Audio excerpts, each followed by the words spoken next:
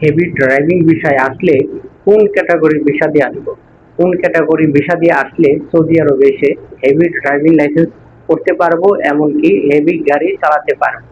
আর আমরা যারা ছোট গাড়ি চালাই, আমরা ছোট গাড়ি চালাতে চাই, বাংলাদেশে ছোট গাড়ি চালিয়েছি, সৌদি আরবে এসেও ছোট গাড়ি চালাবো, অথবা ছোট গাড়ি চালিয়েছি বাংলাদেশে, সৌদি এসে আমরা এবার হেভি ট্রাক চালাবো। আমাদের কি করণীয়, কোন ভিসা দিয়ে আসলে আমরা সেই কাজটা করতে পারবো, এটাই এই ভিডিওতে আলোচনা করব তোমাদের জন্য। ভিডিওটা শেষ পর্যন্ত তোমরা দেখবে জানতে হলে। আমি শুভকান আছি তোমাদের সাথে প্রতিনিয়ত বিভিন্ন ভাবে বিভিন্ন জায়গা থেকে ভিডিও তৈরি করি আর তোমাদের জন্য নিয়ে আসি। তো তোমরা যারা আমার পাশে রয়েছো তোমাদেরকে অসংখ্য ধন্যবাদ, ভিডিওটা শেষ পর্যন্ত দেখার জন্য ধন্যবাদ। আমরা এবার জানবো ড্রাইভিং লাইসেন্স যদি থাকে বাংলাদেশি তাহলে একটু সুযোগ সুবিধা বেশি। বাংলাদেশি লাইসেন্স না থাকলে সৌদি আরবে এসে হেভি সরাসরি ড্রাইভিং লাইসেন্স বানানো যায় না, নর্মাল লাইসেন্স বানানো যায়। হেভি ড্রাইভিং লাইসেন্সটা থাকা অর্থ হলো এই যে তুমি এর আগেও নিজের দেশে হেভি গাড়ি চালিয়েছো, অভিজ্ঞতা আছে, এটাই বোঝায়। তো বাংলাদেশি লাইসেন্স দিয়ে সৌদি আরবে এসে কিন্তু আর তুমি এটা দিয়ে কোনো রকম কোনো গাড়ি চালাতে পারবে না। এটা দিয়ে শুধু তুমি প্রমাণ স্বরূপ দেখাইতে পারবে যে এটা দিয়ে তুমি এর আগেও গাড়ি চালিয়েছো, এছাড়া আর কোনো কাজে আসবে না। এবার দেখো, ড্রাইভিং লাইসেন্স যদি তুমি করো তাহলে আমি বলবো হেভি ড্রাইভিং লাইসেন্সটা করার জন্য চেষ্টা করবে। হেভি ড্রাইভিং লাইসেন্সটা করলে তুমি অনেক রকম সুযোগ সুবিধা পাবে, যে অন্য অন্য দেশে যাওয়ার জন্য অ্যাপ্লাই করলে তুমি সহজে অ্যাপ্লাই করতে পারবে। ডেলিগেটের মাধ্যমে সৌদি আরব না আসলেও অন্য অন্য দেশে যেতে চাইলেও সহজে তুমি যেতে পারবে।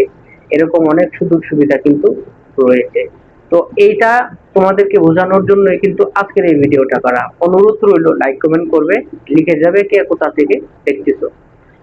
এবার তোমরা হেভি লাইসেন্সটা করেই ফেললে সৌদি আরবে এসে, অবশ্যই তোমরা ড্রাইভিং ক্যাটাগরি দিয়ে আসছো, ড্রাইভিং ক্যাটাগরি দিয়ে আসতে হবে। আর ভিসাতেও থাকতে হবে তুমি ড্রাইভার, আকামাতেও থাকতে হবে ড্রাইভার, লাইসেন্সও থাকবে তুমি ড্রাইভার।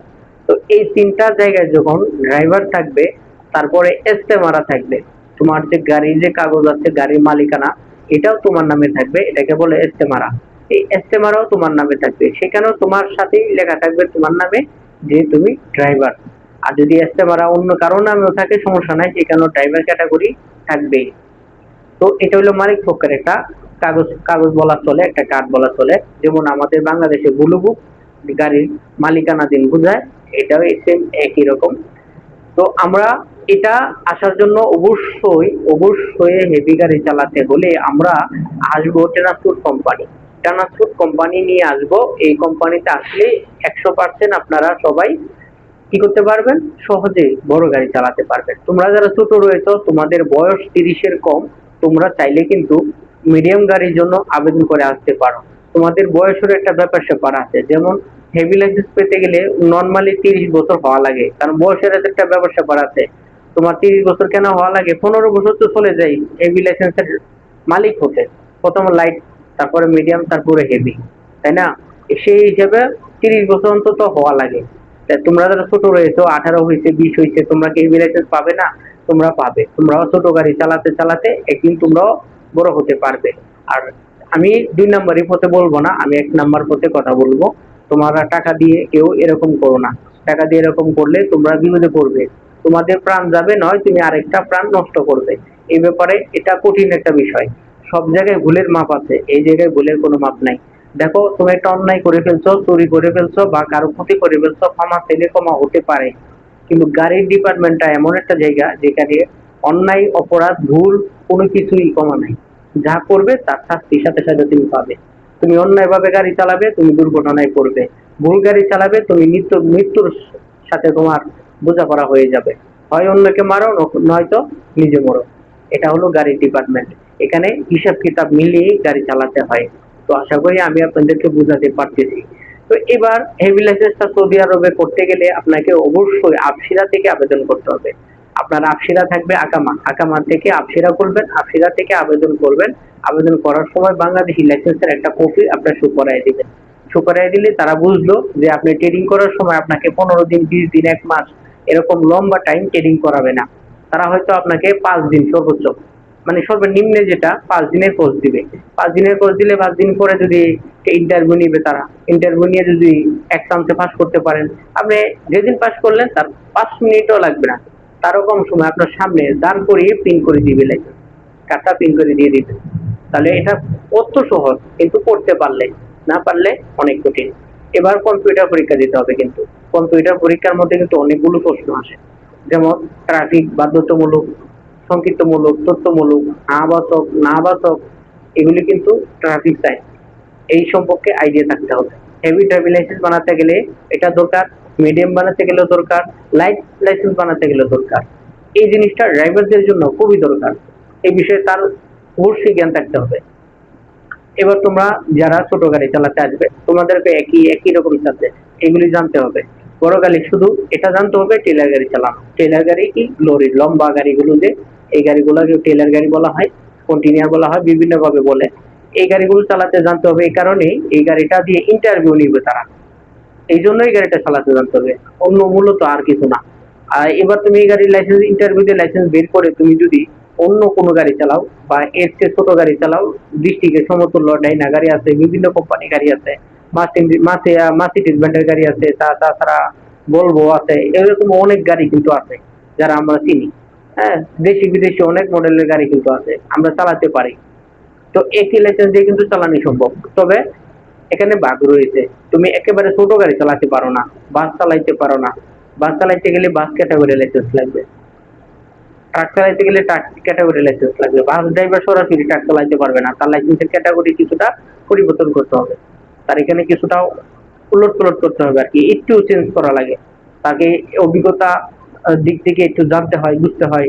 বাস এক ধরনের, টেলার এক ধরনের, ডাইনা গাড়ি এক ধরনের, ছোট গাড়ি এক ধরনের, বড় গাড়ি এক ধরনের, এরকম আলাদা আলাদা ক্যাটাগরি রয়েছে। কিন্তু এক একটা গাড়ি এক একটা কন্ডিশনের, এক একটা সাবজেক্ট, এই জন্য আলাদা আলাদা ভাবে লাইসেন্স করতে হয় সৌদি আরবে। প্রত্যেকটা গাড়ির জন্য আলাদা আলাদা লাইসেন্স রয়েছে। তো তোমরা কি করবে, পার্সোনাল লাইসেন্সটা করবে না, তোমরা লাইসেন্সটা কি লাইসেন্সটা করবে, হেভি ক্যাটাগরি লাইসেন্সটা করবে, এমনকি পেশাদার। তাহলে তোমরা বিশ্বের যে কোনো জায়গায় গিয়ে হেভি বড় ট্রাক চালাতে পারবে। এবার তোমরা যারা মিডিয়াম গাড়ি চালাবে, তোমাদের জন্য মিডিয়াম গাড়ি চালালে তোমরা অবশ্যই কোম্পানিতে আসতে পারো।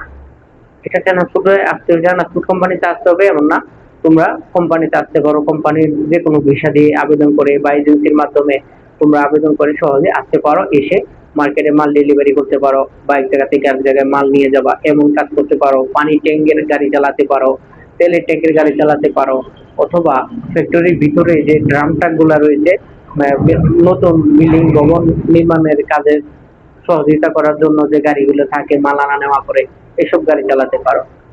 আর বিশেষ করে তোমরা যারা মিডিয়াম গাড়ি চালাবে, তোমাদের আসলে অবশ্যই একটু ইংরেজি জানা থাকতে হবে, কেননা তোমরা যদি মার্কেটিং এ কাজ করো, মার্কেটিং এর মাল নিয়ে যাও, ডেলিভারি কাজ করো, কোম্পানি খাদ্য খাবারের আইটেম সব ডেলিভারি করো, লুলু, পান্ডা, নেক্সটো, এই ধরনের মার্কেটে, তাহলে তোমাদের ইংলিশটা জানতে হবে। ইংলিশটা জানা থাকলে তোমরা এইভাবে আসতে পারো এই কোম্পানির কাছে, যারা কোম্পানিতে মাল ডেলিভারি করবে। আর যদি লেখাপড়া না জানা থাকে, ইংলিশ জানা না থাকে, তাহলে তোমরা কি ভিসা দিয়ে আসবে? তোমরা এই বিষয়টা দিয়ে আসবে যেটা আমি বলতেছি। হয় তোমরা আসবে হাম্মামের ভিসা, অর্থাৎ বাথরুমের টানা যে গাড়িগুলো আছে এটা দিয়ে আসতে পারো। বা শুনতে খারাপ শোনা গেলে ওখানে টাকা আছে, প্রচুর টাকা ইনকামের সুযোগ রয়েছে। এবার আসতে পারো পানি ট্যাঙ্কের গাড়িতে, পড়াশোনা খুব বেশি দরকার নাই। আবার আসতে পারো সিমেন্ট কোম্পানির গাড়িতে, আবার আসতে পারো তোমার ড্রাম ট্রাক, বালি মাটি এদিক থেকে সেদিক মরুভূমির আশপাশ থেকে যারা ড্রাম ট্রাক দিয়ে মাল নিয়ে আসা করে, এইসব কাজে কিন্তু আসতে পারো। আবার আসতে পারো ব্লক টানে যে গাড়িগুলো, বাড়ি নির্মাণ করার জন্য যে ব্লক এক জায়গা থেকে এক জায়গায় নিয়ে যায়, এইসব গাড়ি চালানোর জন্য। আবার আসতে পারো বলদিয়া কাঁচরা গাড়ি চালানোর জন্য, বলদিয়ার গাড়ি, যেমন আমাদের বাংলাদেশে সিটি কর্পোরেশনের গাড়ি, ঠিক সেম একই গাড়ি। তো এই সব বিষয় দিয়ে যদি আসো, তাহলে পড়াশোনা লাগবে না, তোমরা এসে ইনশাল্লাহ গাড়ি চালাতে পারবে। তাহলে তোমরা কি বিষয় দিয়ে আসবে, তোমরা চাইলে ভিডিও কমেন্ট বক্সে লিখতে পারো, লাইক কমেন্ট করতে পারো, আর বন্ধুদের সাথে কিন্তু এই ভিডিওটা শেয়ার করতে পারো। কেননা আমি তোমাদের জন্য প্রতিনিয়ত ভিডিও তৈরি করি, বিভিন্ন জায়গা থেকে বিভিন্ন ভাবে আমি শুভকার প্রতিনিয়ত তোমাদের সাথে আছি। আজও আছি, কালো আছি, থাকবো, যতদিন বেঁচে থাকি তোমাদেরকে তথ্য দেওয়ার চেষ্টা করব। ততক্ষণ ভালো থাকবে, সুস্থ থাকবে, আল্লাহ হাফেজ।